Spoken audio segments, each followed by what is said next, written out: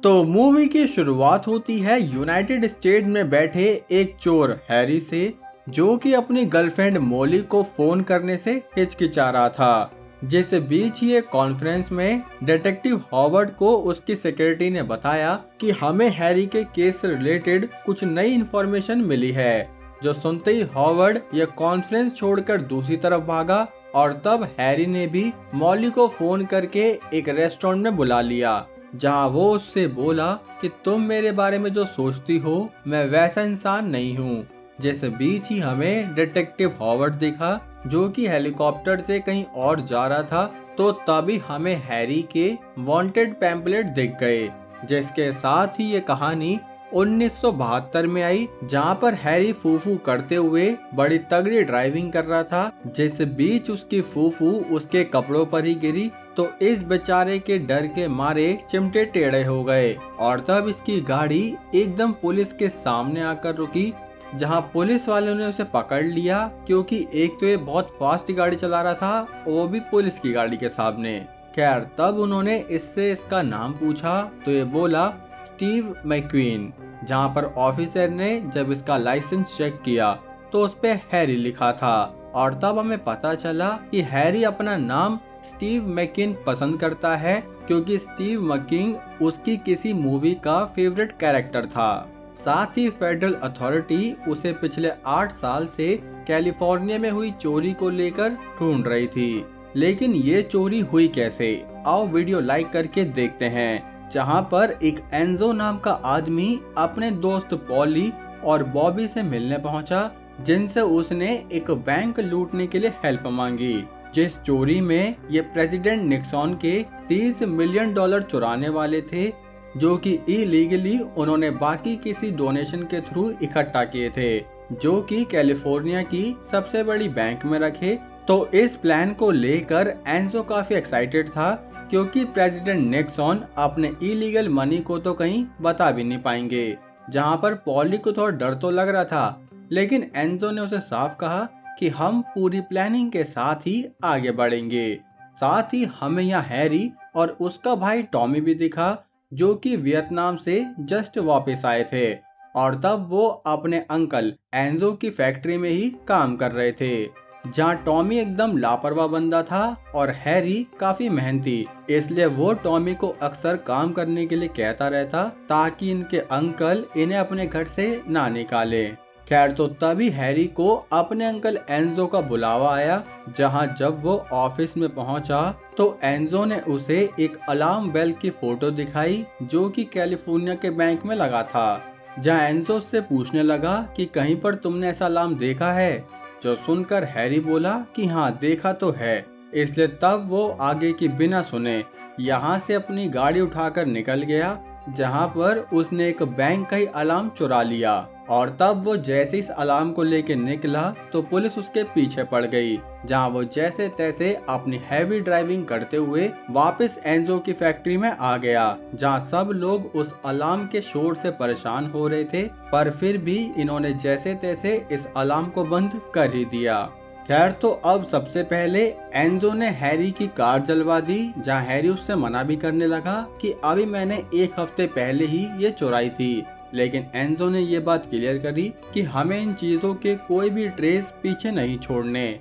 जिसके बाद गाड़ी जलते ही एंजो हैरी से इम्प्रेस था कि ये बंदा तो कुछ भी कर सकता है, इसलिए उसने अपने प्लान में हैरी को भी शामिल कर लिया। जहाँ हैरी ने अपने भाई टॉमी के लिए पूछा तो एंजो ने बोला कि उसे रहने ही दो। जिसके बाद इनकी टीम यहाँ ये प्लानिंग करने लगी कि इस अलार्म को कैसे बंद करेंगे। जहाँ हैरी ने बताया कि अगर इन्होंने इलेक्ट्रिसिटी वायर कट भी कर दी तो भी इस अलार्म में एक बैटरी है जो कि बजेगी, इसलिए इन्होंने एक दूसरा तरीका निकाला कि ये एक ऐसा सब्सटेंस यूज करेंगे जिसको स्प्रे करने से अलार्म के अंदर का सिस्टम सारा जाम हो जाएगा, क्योंकि वो सब्सटेंस स्प्रे होने के बाद कुछ देर में ही हार्ड हो जाता है, जिसकी वजह से अलार्म नहीं बजेगा। तब ये सुनकर एंजो इम्प्रेस हो गया और ये अगले दिन अपनी टीम को लेकर आगे बढ़ा, जिसमें टॉमी भी इनके साथ ही था। खैर तो अब इन्होंने एक ऐसा घर रेंट पर लिया जहां से ये उस बैंक पर भी नजर रख सकते थे।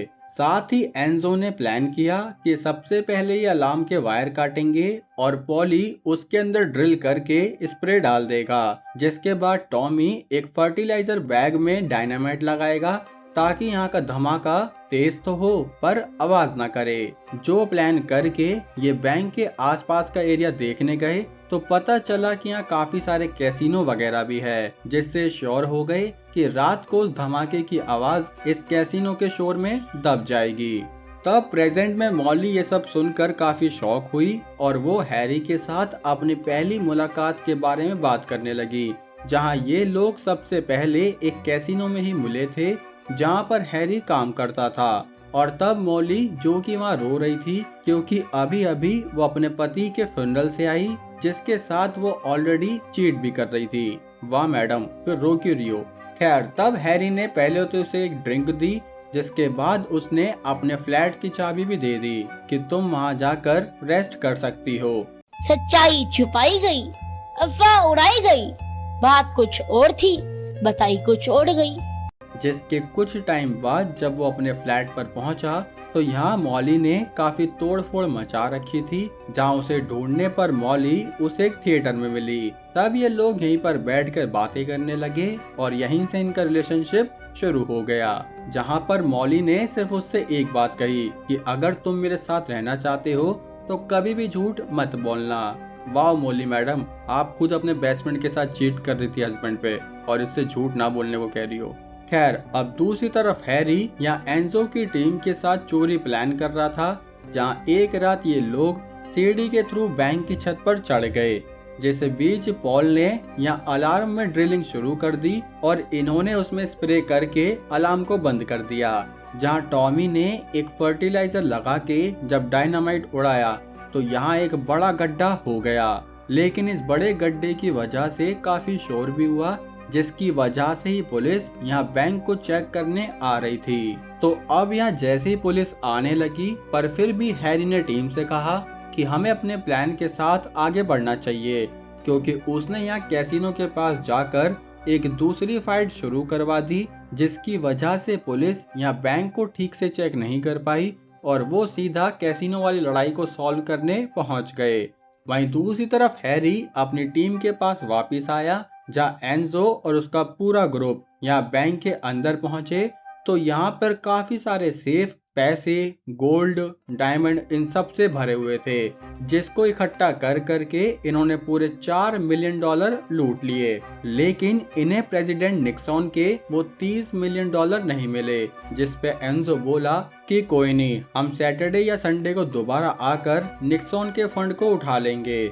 जिसके बाद जैसे ये लोग यहाँ से निकलने लगे तो तब एंजो ने यहाँ गड्ढे किए हुए जगह पर एक मिरर फंसा दिया और उस मिरर का पॉइंट सीधा इनके रेंटेड हाउस की तरफ ही था, जहाँ से ये लोग सिचुएशन को मॉनिटर कर सकते थे। तो अब अगले दिन ही कैलिफोर्निया पुलिस डिपार्टमेंट में डिटेक्टिव हॉवर्ड को उनके सेक्रेटरी डिटेक्टिव शेरन ने बताया कि एक बैंक में तगड़ी चोरी हुई है। जो सुनते ही हॉवर्ड यहाँ के डिप्टी डायरेक्टर से मिलने पहुंचा तो उसे पता चला कि वॉशिंगटन से एक बड़ी इन्वेस्टिगेशन टीम इस केस को सॉल्व करने आ रही है, क्योंकि पक्का इस चोरी में कुछ बड़े नाम भी शामिल हो सकते हैं। साथ ही इन्होंने बताया कि काफी सारे सेफ उन चोरों ने भरे हुए छोड़ दिए, जिसका मतलब कि वो जिस चीज को ढूंढने आए थे वो उन्हें नहीं मिली। साथ ही डिप्टी डायरेक्टर ने बताया कि 100 फेडरल एजेंट भी इस केस को इन्वेस्टिगेट करने आ रहे हैं और ये ऑर्डर सीधा व्हाइट हाउस से ही आया था, पर इन्हें नहीं पता कि वो इतनी बड़ी पर्सनैलिटी कौन है। जहाँ पर शेरन ने सीधा हॉवर्ड को बताया कि प्रेसिडेंट भी अक्सर अपने वेकेशन इस बैंक के पास ही एक सैंड सीमेंट नाम की जगह पर स्पेंड करते हैं। जो सुनकर हॉवर्ड को लगा कि पक्का प्रेसिडेंट का कुछ चोरी हुआ है, क्योंकि 100 फेडरल एजेंट लास्ट टाइम तब आए थे जब प्रेसिडेंट जॉन एफ कैनेडी को मारा गया था। तब ये पता चलते ही प्रेजेंट में मॉली काफी शॉक हुई और वो हैरी के साथ उन पल को याद करने लगी जब उसने हैरी को अपनी फैमिली से इंट्रोड्यूस कराया था। और तभी हैरी को पता चला था कि असल में मॉली एक पुलिस ऑफिसर की बेटी है, जहां वो हैरी से शादी करना चाहती थी, जिसके लिए उसकी मदर ने भी एग्री कर दिया था। और तब जब ये अगले दिन अपनी राइड पर निकले थे तो हैरी ने उससे पूछा भी था कि पहले तुमने मुझे क्यों नहीं बताया कि तुम्हारे पापा चीफ हैं, जिस पर वो बोली थी कि मुझे लगा तुम डर के भाग ना जाओ। खैर, तो अब हैरी ने मॉली को अपनी स्टोरी बतानी शुरू करी कि जैसे ही बैंक में चोरी हुई तो व्हाइट हाउस से बहुत सारी रूमर्स बाहर आई जिनको मीडिया ने हमेशा मना किया, और एंजो उस मिरर के थ्रू ये मॉनिटर करता था कि अगर चमक आ रही है इसका मतलब अभी तक पुलिस ने उस होल को डिस्कवर नहीं किया है, और जिस दिन रिफ्लेक्शन नहीं आएगी समझ जाना पुलिस ने इनका होल ढूंढ लिया। खैर, तो अब कुछ दिन में सैटरडे आया और ये लोग दोबारा चोरी करने पहुंच गए, और तभी से हैरी की पूरी जिंदगी बदल गई, क्योंकि जैसे ही ये बैंक पर चढ़े तो यहाँ इनका साथी रे, जो कि बाहर नजर रख रहा था, उसने एंजो को बताया कि बैंक के बाहर एक अननोन गाड़ी खड़ी है, जहाँ एंजो ने देखा कि ये तो पुलिस ऑफिसर है, और पुलिस ऑफिसर भी और कोई नहीं बल्कि इसमें हॉवर्ड ही था। जहाँ रे बोला कि मैं इस ऑफिसर को मार सकता हूँ, लेकिन एंजो ने उसे मना कर दिया कि नहीं, हम चोर हैं, किलर्स नहीं, इसलिए इन्हें अपनी चोरी पर ही ध्यान देना चाहिए। जबकि रे का कहना था कि अगर ये ऑफिसर कभी भी अंदर आया तो ये लोग सब पकड़े जाएंगे, जिसकी वजह से ही एंजो बोला कि अगर इसने हमें चोट पहुंचाने की कोशिश करी तो तुम इसे मार देना। जिस बीच ही डिटेक्टिव हॉवर्ड अपनी गाड़ी से निकला और तब वो एक च्युइंगम खाने लगा, जहां एंजो ने अपनी टीम को इन्फॉर्म किया कि अगर तुम्हें गन फायर की आवाज सुनाई दे तो समझ लेना हमें भागना है। जिस बीच हैरी बोला कि हमें तो अभी ही भाग जाना चाहिए, लेकिन एंजो उस पर गुस्सा करने लगा कि हमें जब तक निक्सॉन के $30 मिलियन नहीं मिलेंगे हम यहाँ से नहीं भागने वाले। तभी दूसरी तरफ बैंक के बाहर एक और गाड़ी आ गई जिसमें से एक लड़का निकला, और असल में बच्चा हॉवर्ड का ही था। जिसके बाद हॉवर्ड यहाँ से निकल गया और ये लोग बैंक में ही उस $30 मिलियन को ढूंढने लगे।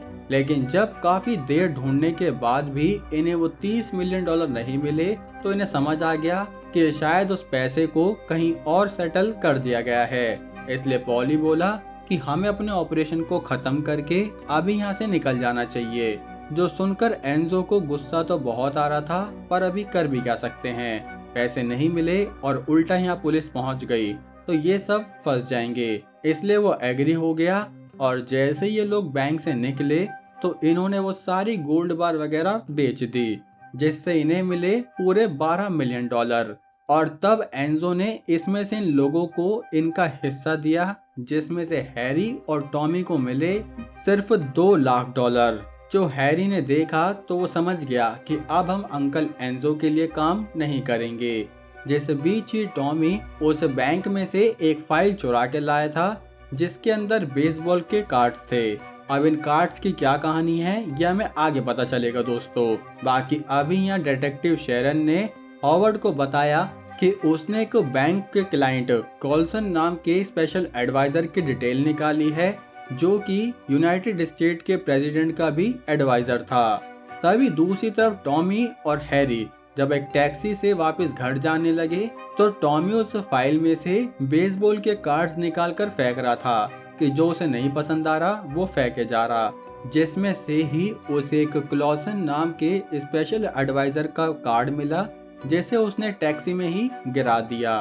खैर, तो अब अगले दिन हॉवर्ड अपने बॉस से बात करने पहुंचा, जहां उसने कॉल्सन के बारे में बताया तो पता चला कि उस सेफ्टी डिपॉजिट बॉक्स में एक बेसबॉल कार्ड की कलेक्शन थी जिसकी वैल्यू $20 मिलियन से $30 मिलियन के बीच है। जो सुनकर हॉवर्ड काफी चौंक गया और वो इसके बारे में इन्वेस्टिगेशन करना चाहता था, लेकिन बॉस ने मना कर दिया।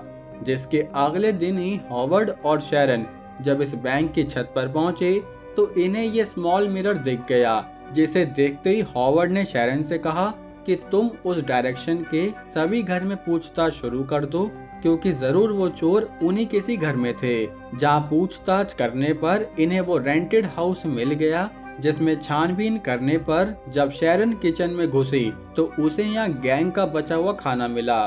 साथ ही इन लोगों ने अपनी डिशेस तक नहीं धोई थी, जिसकी वजह से डीएनए टेस्ट में इन लोगों की आइडेंटिटी आ गई, क्योंकि फिंगरप्रिंट सब कुछ ये सब छोड़ कर ही गए थे। खैर तो अब अगले दिन इन लोगों के पास 5 में से 3 लोगों की डिटेल आ गई, जिसमें एंजो, पॉली और रे था। साथ ही इन्हें 2 अननोन फिंगरप्रिंट भी मिले, जिसके बारे में इन्हें डिटेल्स नहीं मिल पा रही थी। तब इनकी मेहनत को देखते हुए यहाँ के डिपार्टमेंट हेड ने हॉवर्ड और शेरिन की तारीफ करी और बोला कि तुम्हें जल्दी वॉशिंगटन में ट्रांसफर दे दिया जाएगा, क्योंकि तुम बढ़िया काम करते हो। लेकिन वहां जाने से पहले हॉवर्ड के पास 3 हफ्ते थे कि इस केस को जल्दी क्लोज करो, जिसके कुछ देर बाद शेरन ने हॉवर्ड को बताया कि मैंने उन 2 फिंगरप्रिंट की आइडेंटिटी भी निकाल ली है, जिसमें से एक है टॉमी, जिसने वियतनाम में यूएस आर्मी की तरफ से सर्व किया था, और दूसरा है हैरी। लेकिन हैरी की कोई भी इंफॉर्मेशन यहाँ नहीं निकल पा रही थी। साथ ही इन्होंने वो टैक्सी भी ढूंढ ली जिसमें हैरी और टॉमी भागे थे।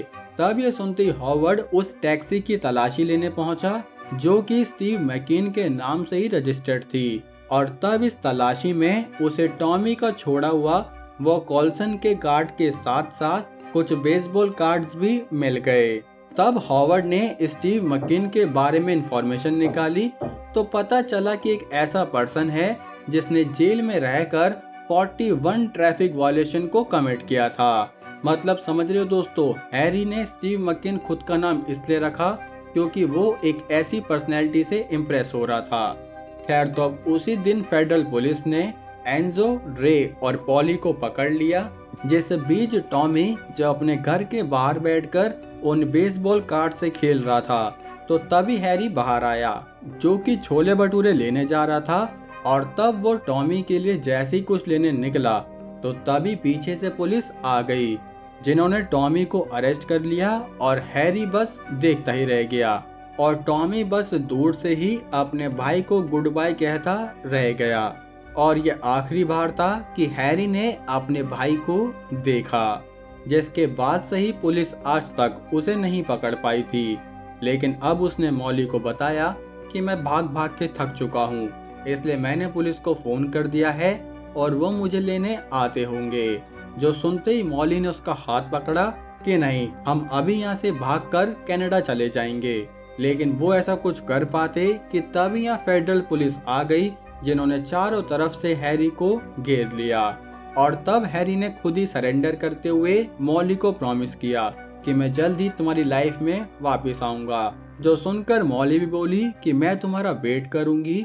और तब हॉवर्ड को पुलिस वाले उठा के ले गए, जहां उसकी सजा 7 साल से 3 साल कम कर दी गई, क्योंकि उसका बिहेवियर काफी गुड था। लेकिन दोस्तों, ये मूवी एकदम सच थी कि असल में हैरी नाम के पर्सन ने ये सारे काम किए थे, जिसकी वजह से ही ये मूवी सिर्फ एक हीस्ट मूवी नहीं है। ये एक आदमी की कहानी है जो अपने हीरो की तरह बनना चाहता था, लेकिन जिंदगी ने उसे कुछ और ही सिखा दिया। हैरी बार बार ने सोचा था कि वो स्टीव मैकिन जैसा कूल बन जाएगा, लेकिन एंड में उसे पता चला कि असली कूलनेस सच बोलने में है, क्योंकि 7 साल भागने के बाद भी उसे रियलाइज हो गया कि कभी कभी सिचुएशन को फेस करना ही सबसे बड़ा एडवेंचर होता है। तो याद रखना दोस्तों, लाइफ में हीरो बनना है तो खुद से सच बोलना सीखो, क्योंकि असली फ्रीडम सिर्फ सच में मिलती है, झूठ में नहीं। अब इसी नोट के साथ मूवी यहीं एंड होती है। तो अब मूवी कैसी लगी लाइक कमेंट करके जरूर बताना। चैनल पर नए हो मेरे भाई तो सब्सक्राइब भी कर सकते हो। बाकी अब हम मिलेंगे हमारी अगली वीडियो में, तब तक के लिए जय हिंद।